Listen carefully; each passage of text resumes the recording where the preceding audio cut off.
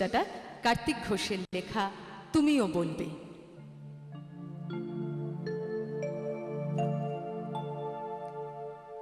ভালো মেয়ে ঠিক কাকে বলে জানো? ভালো ছেলে মানে কি? তুমিও বলবে সহজ প্রশ্ন, মাপকাঠি একটি। যে মেয়ে পেয়েছে অঙ্কে 100, যে ছেলে ভূগোলে সেরা, তারাই তো ভালো, সবাই বলছে হীরের টুকরো এরা। কাগজে ওদের ছবি ছাপা হয়, টিভিতে দেখায় মুখ, ওদের জন্য আমারও তো ভয়, আনন্দে ভরে বুক।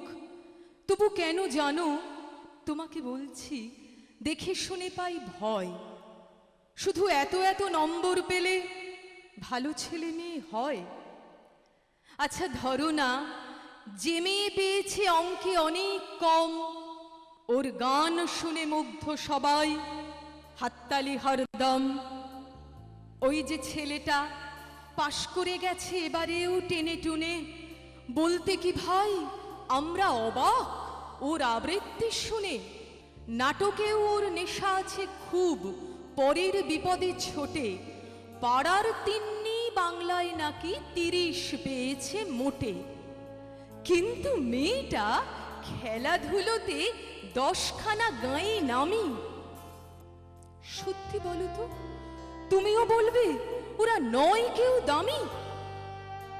চাই যে অনেক ইঞ্জিনিয়ার, চাই আরো ডাক্তার, পাশাপাশি চাই শিল্পী, খেলুড়ে, স্নেহময়ী সিস্টার। কম নম্বর পাওয়া ছেলেটাই কারিগর বলে আজ দেশটা গড়তে ওর হাতে দেখো কত দরকারি কাজ। পরের দুঃখে কাতর যে মেয়ে মুখটি করেছে কালো, কম নম্বর পেয়েছে বলে কি বলবে না ওকে ভালো?